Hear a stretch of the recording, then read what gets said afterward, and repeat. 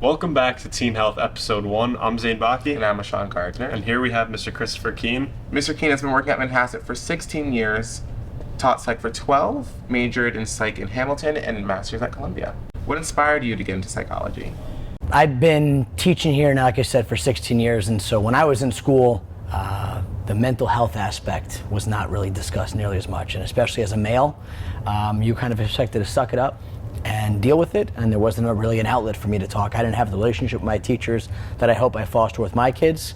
So I felt when I went through things as a kid, no one was there for me in that way outside of my family. I wanted to make sure I was there for other teens.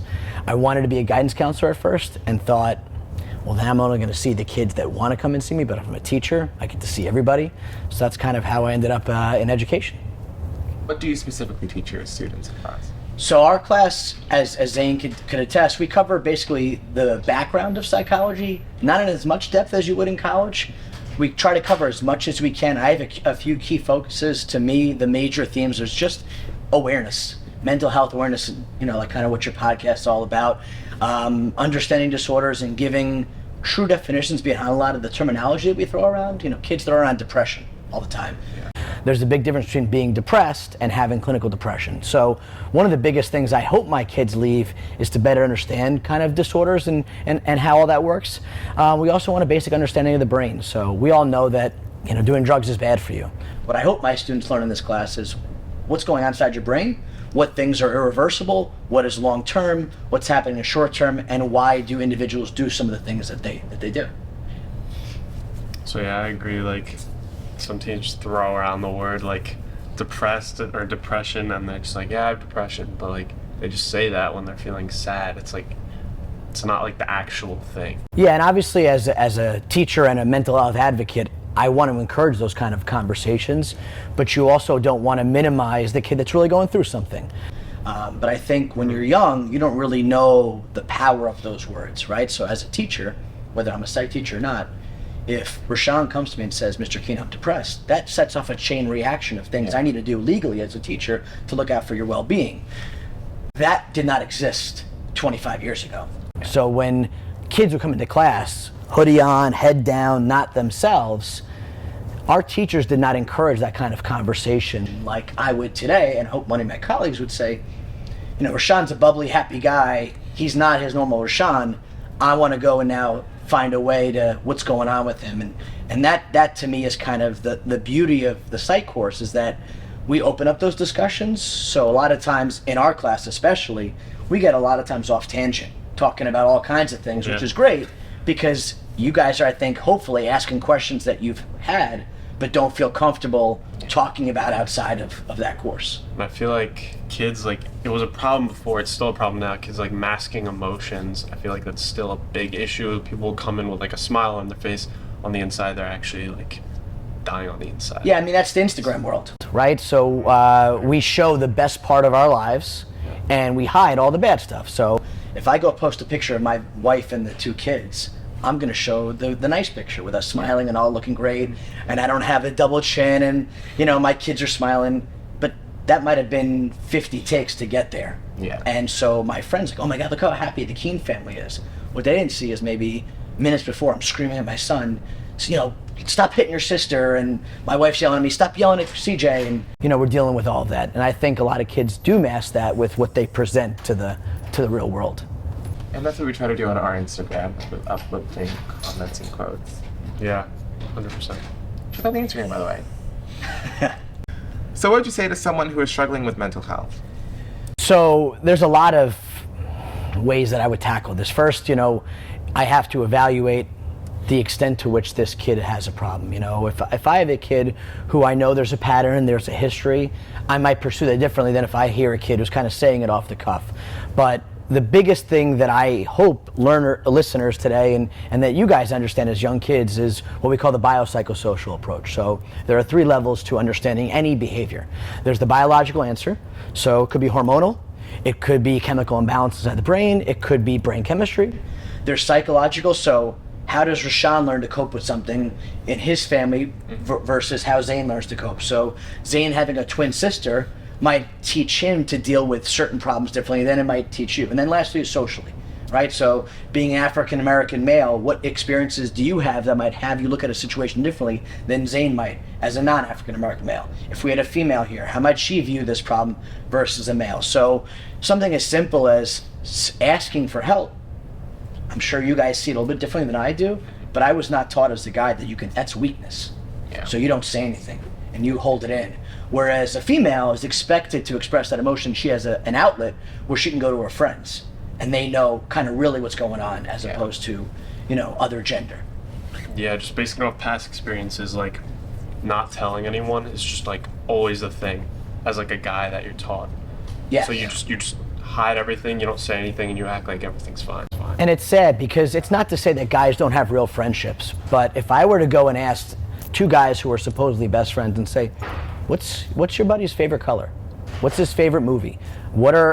Like the girls can rattle these things off about their friend. They buy each other gifts, they celebrate birthdays, and guys aren't encouraged to have that same emotional connection with each other. So it leads to very, very superficial relationships where they'll, I got your back, you're my boy, but where's the real emotional bond there outside of the fact that maybe we play a sport together, maybe we go watch a movie or play video games together? Yeah. Where's the real connection?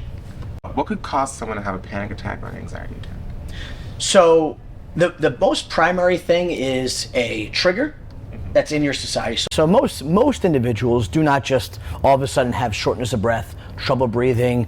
One of the things that a kid with a panic attack might say is it feels like they have the weight of an elephant pressing on their chest, sitting on top of them. Oftentimes something has happened. Now, let's imagine you're both in my class and you have a history of panic attacks and and I give the test back and you both get a 52. Zane might not have this history of panic attacks and be upset, but he can move on.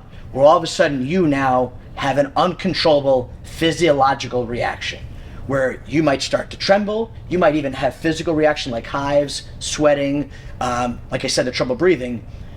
Where did that come from? Why does your body react that way and not his? So it could be genetics, it could be brain chemistry, it could be something as simple as, you not having enough blood sugar in your diet that day, and now all of a sudden not eating breakfast has thrown off your course.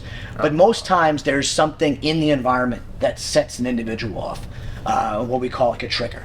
Yeah, but then you also hear of like, there's anxiety disorders and there's also panic disorder. Like, panic disorder, isn't that where it can just happen? Like, it can. So the point is that not every kid's going to have that reaction to a failed test. So what is making student A do that versus student B?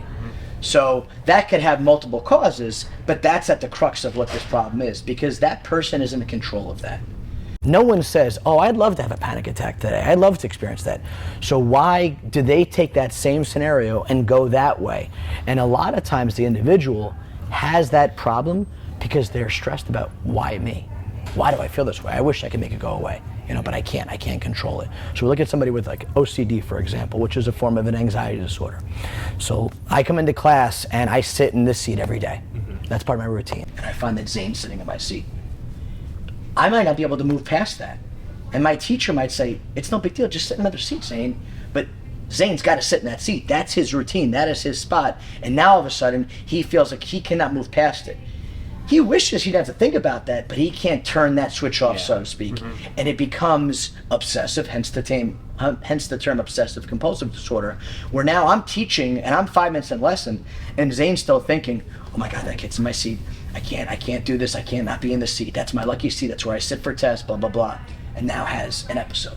How can someone deal with those when they have those episodes? Yeah, so obviously Some kids like to be discreet about it. Yeah, so I have students that are honest with me, and that's not easy. I have a student who's very open about his OCD and has shared with me that, and his parents kind of opened the door because he was a little bit hesitant, not surprising, he's a guy, about talking about it. But now I know, okay, if I see something, I can take a proactive approach. And I know, hey, this might set him off, so maybe I pull him aside before class starts. Hey, just to let you know, this is going to happen today so that you can prepare yourself in case it does. One of the biggest things that we often need to do in life is take a break, walk away, right? And as students, it's difficult. You can't just get up out of class and walk. My students know that what I teach is sensitive at any time. You can walk out, and as long as I touch base with you after and know what happened, I'm okay with that. But that's not feasible in every course, and that's not easy. You know, what if your job is you're a lawyer? You can't just walk out of the courtroom when you're having an attack. Some will learn little mechanisms, might be a deep breathing, meditation. Others, medication works. I know that medication's a problem for some because they worry about being reliant on a drug. And I'm kind of can see that both ways as well. So we know, well, back on the topic of testing, I personally know some parents who are strict with their kids when it comes to homework and testing.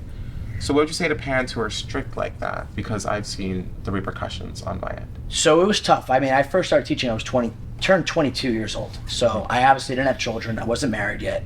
And I was speaking at parent-teacher conferences and at open houses telling parents, help your students manage their stress. Don't be the source of it. Very easy for me to say without a teenager. I realize how hard it is to be a parent. But what I realize is that high school is very difficult, and many parents forget what it's like, and a lot of times they're piling on top of that. If you think of, you're carrying a plate of food. You come home with that plate already pretty full, and your parents are now yelling at you, nagging you about homework, college applications, a bad test score. Now they have your Canvas Observer account. You didn't do an assignment, and now they're all over you. That plate overflows, and now they didn't build it, but they led to it over. They tipped it over exactly. So it's understanding, if a student walks into my class late, and I know that kid pretty well, I have to realize that kid might be late for, maybe their dog got hit by a car, and now they just have to put this dog to rest. And now I scream at them for being 5 minutes late, and now all of a sudden they snap at me. Now we have a bad situation there. What I need to realize is that, okay, let me discuss with the kid outside of this class, hey, you were late today, is there something going on? And if it turns out it was a nonsensical reason, then I can take the next steps. But what good am I gonna do calling that kid out? And I say the same thing to a parent. You want the kid to do well, you're both in it with the same goal. Is yelling at them really going to accomplish what you set out to accomplish? When you first started studying psychology, did you have a changed perspective on certain aspects of mental health, or different issues seen among young teenagers? Yeah, I mean, obviously, the world was very different. The room we're sitting in right now, this wellness center, schools didn't have something like that. Yeah. We wouldn't be doing podcasts talking about this. It wasn't a term thrown around, and your teachers, what you guys might not know is we are constantly in workshops, in training to be educated for wellness, mental well-being, all of that, even if we don't teach a course like mine that centers around that. I think one of the big changes is starting this discussion earlier. My wife's an elementary teacher, and she'll talk to me about kids that are suicidal in third grade, or on antidepressants in third grade, and that to me is new. That was not something that was even on our radar years ago. And that's sad, because to think a kid is that young dealing with such deep emotional issues, I fear what's that kid gonna be like at 14, at 24? If it's already this egregious now, where does it go from here? I like 9 and 10-year-olds now. Yeah, of course, I yeah. couldn't even think about anything close to that. No, and I will say at 9 and 10, for me, it was, what level of Mario am I going to get to tonight? And, Playground. Exactly, stuff like that.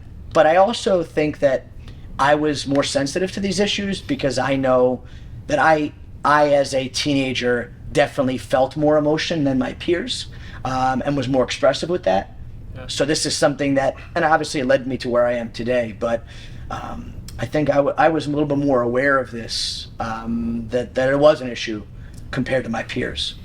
Yeah, and that's actually what inspired me to do all this in the Instagram, is going through your own experience really makes you passionate about it. I mean, I don't know if it's like that for everyone. Some people are scared to speak about it, but it made me just want to speak about it more because I realized how important it was.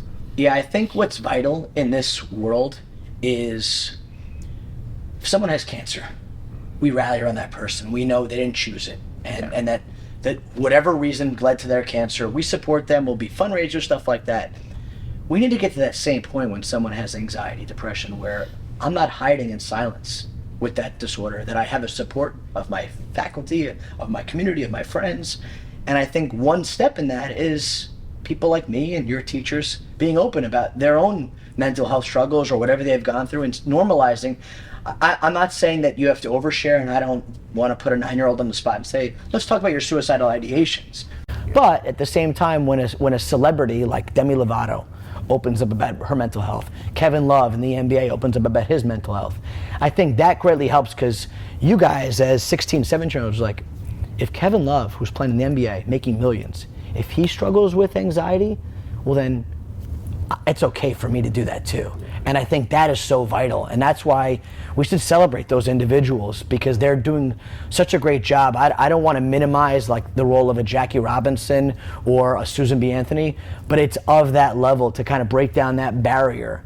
And hopefully you too will have children and families one day where this is not that issue that they have to run into, because that would be sad to know another generation goes through the same cycle. I think what you guys want to illustrate to your listeners is there's not one cause to any disorder. Yeah. Right? And there's also not one trigger. I can say the same exact thing to you and it doesn't affect you, and say it to him and it will. Right? Mm-hmm.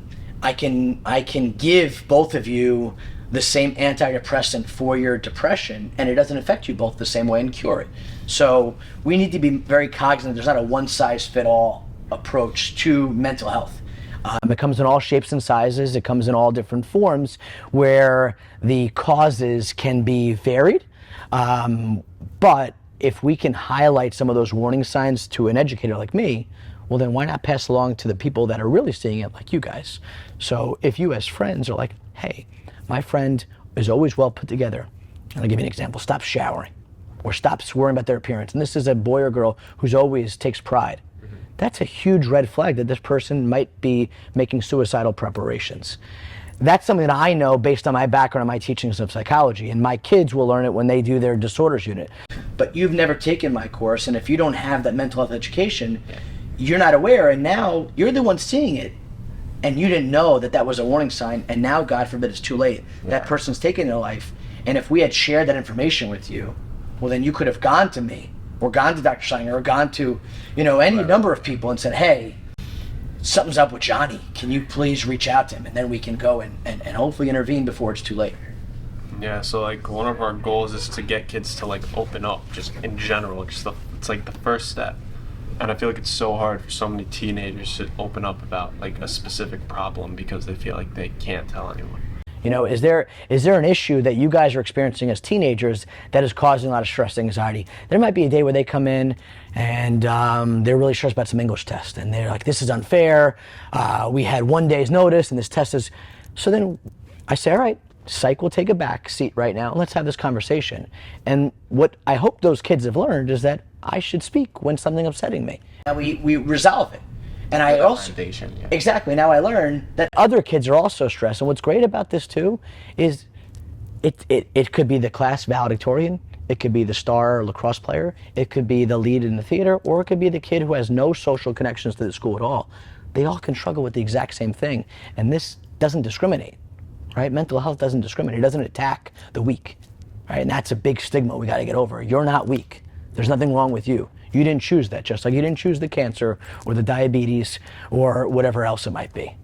Yeah, it's a hard time now because this is where college decisions start coming out, and for younger kids like you start the college process. So it's gonna be hard. Yeah, and so one thing, for example, that you speak about colleges is that, let's say you asked me to write a letter of recommendation. I would love to know where you got in, where you heard from, but if you haven't reached out to me, maybe there's a reason. And so I have to be smart about how I ask you. I'm not going to go and say, hey, Rashawn, did you hear back from NYU in front of the whole class? Yeah. When it turns out you got rejected. And now all of a sudden we're dealing with a big problem. What I need to do instead is maybe realize, okay, there might be a reason Rashawn hasn't told me where he got in. Maybe I should hold back in terms of asking him and then find another way to kind of broach that subject. Yeah, and one thing I always go by is it's okay to not be okay, because people think it's like a problem, like it's like something's wrong with you, but it's okay. As a teacher, it's hard to come in the classroom and turn off your personal life and your other problems and be on for you guys and be Mr. Keen when I have obviously my own stuff going on, and I can share something now because I'm in a lot better place with it. But when my first son was born, we had a doctor's appointment at 8 o'clock in the morning, so I meet my wife, and we go right down here by Macy's, is the kid's doctor, and we get checked out, and everything looks good. My wife is still pregnant, she's about 6 months. Baby looks great, we're all excited. I say, do you need me to stay? I got class, second period. She goes, no, we're just gonna follow up on whatever we saw in the sonogram. So I go to teach my period 2 class, and I get a bunch of texts from my wife while I'm gone. Hurry up, you need to come back, something's going on, I'm upset. So I tell my boss, I gotta run out of here. Run back to Macy's and meet her in the parking lot, and she is hysterical. And when a baby's in the womb, there's an umbilical cord that makes a 2-way connection. There are basically 2 ways from mom to the baby and 1 way out. My child only had 1. What this meant was that this could mean my child could suffer from Down syndrome, poor nutrients. Basically, it was gonna be a problem. And we didn't know what the long-term damage was gonna be. I had to go back and teach period 4. And like, guys, everything, let's teach about this. And my unit I'm teaching about is about child development and teaching about zygote, embryo, and fetus, talking about all that. So at one point, I couldn't compose myself, and I said, guys, I gotta be very honest with you. I apologize, I'm not myself today. I'm not my energetic, happy, enthusiastic, this is what's going on, but I can relate this to here. And I think that I showed my students that day that I'm a real person with real problems, and it made them realize, wow, like if Mr. Keene can cry and be upset, then it's okay for me to too. And not that I'm Superman, but I think a lot of times you guys look at your teachers, your coaches, celebrities as, you only see that one slice of their life. You don't realize that they deal with everything that everyone else does. So when I showed that real part to them, I think it really helped a lot of my kids, whether they said it or not in the moment. I can also be honest and know it's safe and know that there's someone. And this was October. I was only with these kids for 2 months. Some of them I knew longer, but hey, he's gonna share with me. I'm okay sharing with him. Yeah. That's all we have for today. Make sure to come in for the next episode. And always remember, your mental health comes first. Peace out. All right.